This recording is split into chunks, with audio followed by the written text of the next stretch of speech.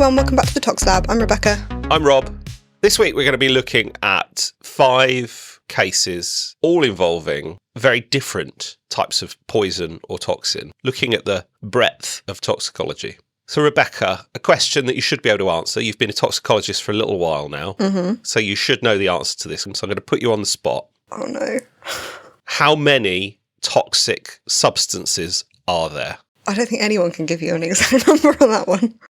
So people have tried to estimate it. There's the classic Paracelsus answer, isn't there? That everything's poisonous, it depends on the dose. But in terms of estimates, people have tried to estimate it. And we are looking at millions of known compounds and hundreds of millions, potentially infinite number of other chemical combinations that could be poisonous. So the number is absolutely huge. And this is relevant because I'm often asked, so Rob, how many episodes of the Tox Lab are you going to do? You're going to run out of content soon.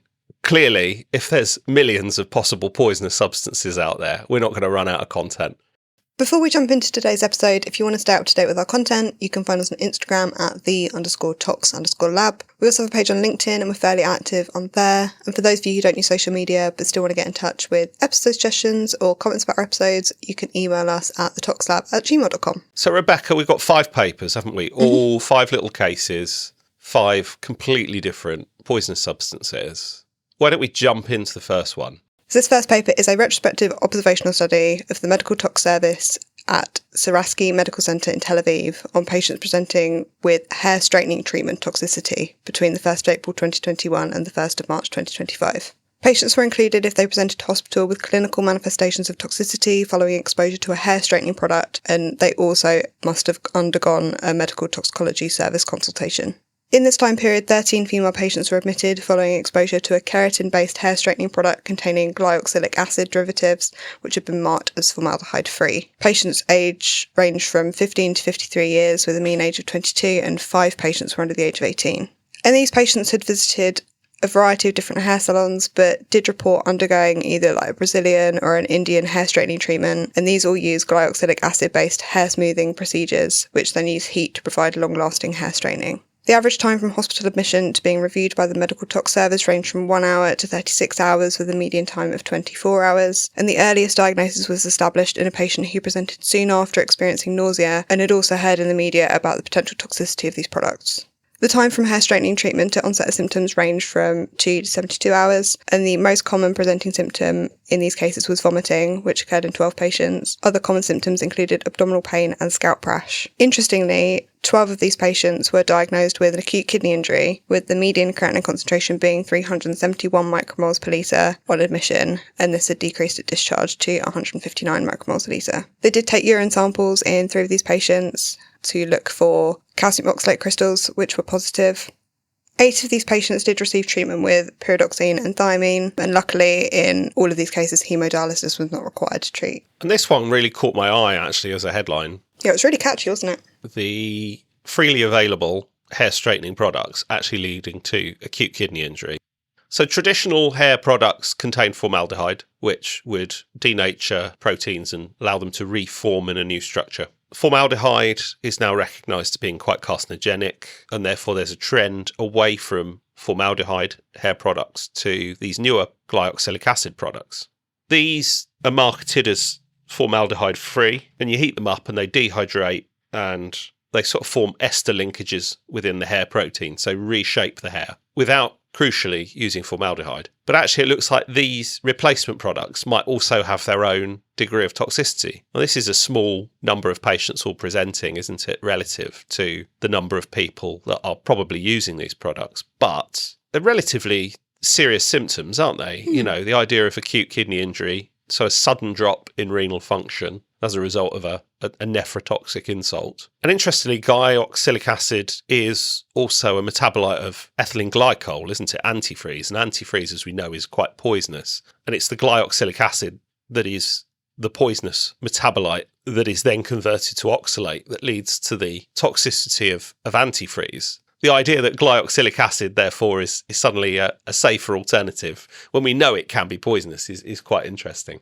I think the logic probably is that if it's in your hair, it's not being systemically absorbed. But actually, clearly, these cases show that it possibly is to a degree. What's interesting as well, actually, with glyoxylic acid is in order to get it to work, you have to heat the hair up. And if you heat glyoxylic acid up hard enough, it decomposes to formaldehyde gas anyway. Okay. So these formaldehyde-free hair products are possibly not formaldehyde-free when used in the way that they're used. They're really widely available, though. You can buy these off the high street. They may not be the same products that these people have used here. There may be orders of magnitude concentration difference, possibly, or things like that. I'm not saying that what you can buy in Boots is unsafe, but these are not under-the-counter, unregulated products. There are big brand name hair products containing glyoxylic acid. In terms of the study, it was only little, wasn't it? There could be potential confounders, and we haven't got a causal link, but there is at least a plausible mechanistic link, isn't there, with glyoxylic acid to oxalate, oxalate being nephrotoxic, and they were able to demonstrate oxalate crystals in the urine. So surprising toxicity in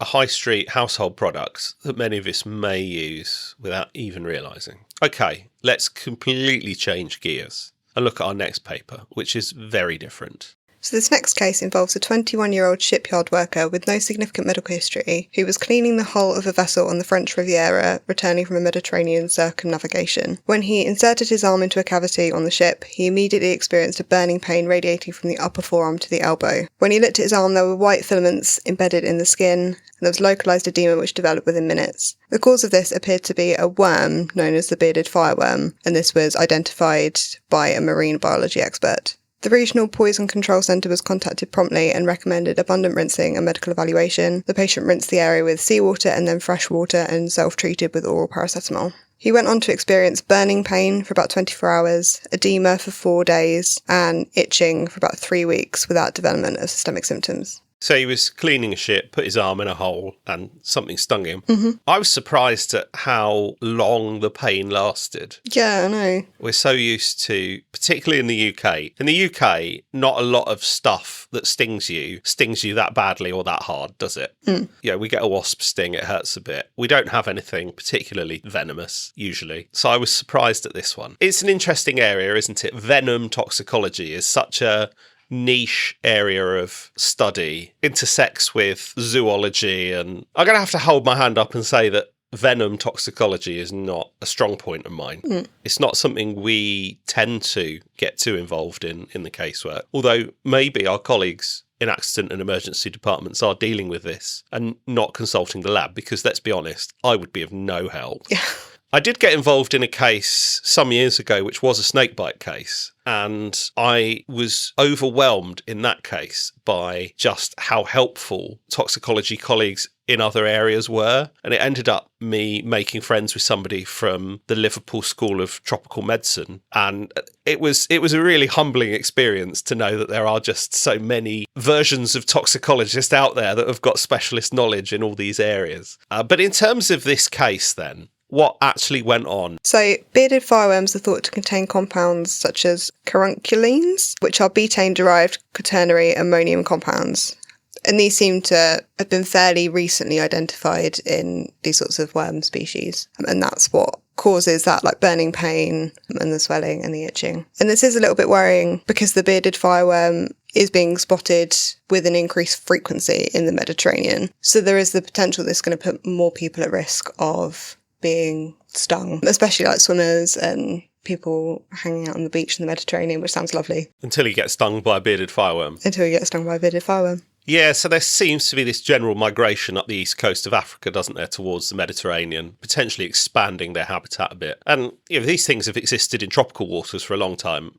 It's just part of life. It's just now that as they move into new areas, people that are not used to being aware of the dangers of fireworms, or even healthcare workers that see a patient with a sting on their arm, may not be aware that the fireworm could be a thing. So this was the south of France, wasn't it? So a move from the west coasts of Africa, where they more traditionally were first identified. But patient recovered okay, no long-term outcomes. Yeah. And again, this is just a one-off case, isn't it? This is a single isolated case report. It's a nice little case report. It isn't proof that suddenly there's fireworms everywhere in the Mediterranean. This isn't a case that says we need to panic. So this next paper is of a study that's looking at data from the National Poison Data System of American Poison Centers from 2000 to 2023, involving single substance exposures to midodrine. So midodrine is an oral alpha-1 adrenergic receptor agonist that's been approved by the FDA for treatment of orthostatic hypotension. It acts as a prodrug, and its metabolite, desglyimidodrine, is selective for vascular postjunctional alpha-1 adrenoreceptors, which will increase peripheral vascular resistance by causing constriction of arteries, leading to an increase in blood pressure. In an overdose situation, this can lead to reflex bradycardia and hypertension, and while these effects may be rare, they're often really significant. So in this time period, 1,935 single substance exposures to midodrine were reported, and these did increase over time from 21 exposures in 2000 to 171 in 2023. They also looked at the number of people during this time period that were being prescribed midodrine, and even after adjusting for the increasing number of people who had been prescribed it, there was still an increase in the exposures that were reported. 95% of calls to the Poison Centre had age information, with 19% of exposures being from children under the age of 5, 2.7% being from children between the ages of 6 and 12, 11.5% involved 13 to 19-year-olds, 29.2% involved 20 to 59-year-olds, and 32.7% involved people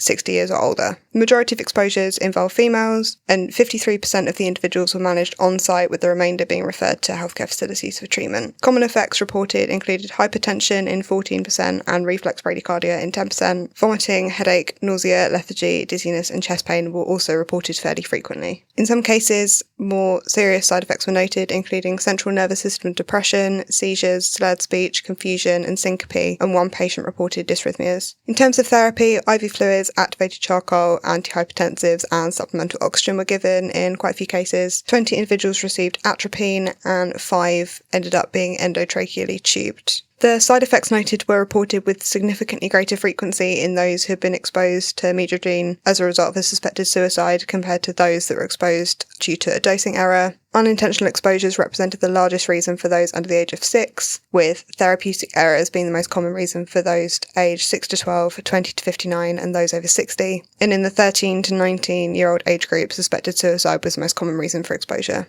In terms of medical outcomes, these were known in 1,102 of the cases, with 29% resulting in no effect, 10% minor effect, 18% moderate effect, and 0.6% were major effects with no deaths reported. In 45% of exposures, the level of healthcare received was documented, with half being treated, evaluated and released. 13.3% were admitted to critical care, 9.4% were admitted to a psychiatric facility, and 8.8% were transferred to a non-critical care unit. And what was interesting is that the number of patients being dispensed midodrine had increased by 700% over the time period between 2000 and 2023. So this is a drug that I must admit I hadn't heard of. I had to look it up, and yet it does seem to be increasingly prescribed. It's used to treat orthostatic hypotension, so when people have got low blood pressure when they stand up. If you've got that as a condition, you can risk fainting and falling over and things like that. So it makes sense to try and treat it, and obviously midodrine is one of those drugs that can do that. I was surprised, though, that the number of presentations they've had related to its toxicity. And it's probably a side effect, isn't it, of there being this increase in orthostatic hypotension, which is associated with autonomic dysregulation, so where parts of the nervous system don't work so much anymore. And this can be associated with things like Parkinson's disease, but also quite a lot of drugs can lead to orthostatic hypotension. And so as we're seeing this older population and more polypharmacy, we're then possibly seeing this increase in the need to treat the side effects of that polypharmacy with drugs like midodrine, and it's now seeing quite a spike actually in prescriptions. What period of time was that over? 23 years, from 2000 to 2023. Okay, so it's quite a long period of time to see a 700% increase, but nonetheless it's quite significant, isn't it? I think it's probably one for us to keep an eye on, actually, given the number of accidental exposures in children and the fact that it can be very significant. So this next article looked at a surveillance study of illicit substance toxicity using clinical data from all adult illicit drug-related attendances at the Queen Elizabeth University Hospital Emergency Department in Glasgow. And they also looked at surplus anonymised blood toxicology analysis from patients with moderate to severe toxicity at presentation. Isotocyanozene, which is the 5-cyano analogue of isotoniazine, and its endozethyl metabolite were detected using LC high-res mass spec in a sample from the same patient who attended the emergency department twice in the same week in early 2025. Both of these samples did show evidence of multi-drug co-ingestion. On admission, the individual had a reduced level of consciousness and bilateral pupillary constriction, which is consistent with opioid ingestion and what we would expect from a nitazene exposure. So we've moved back into my area, which is novel synthetic opioids. Mm-hmm.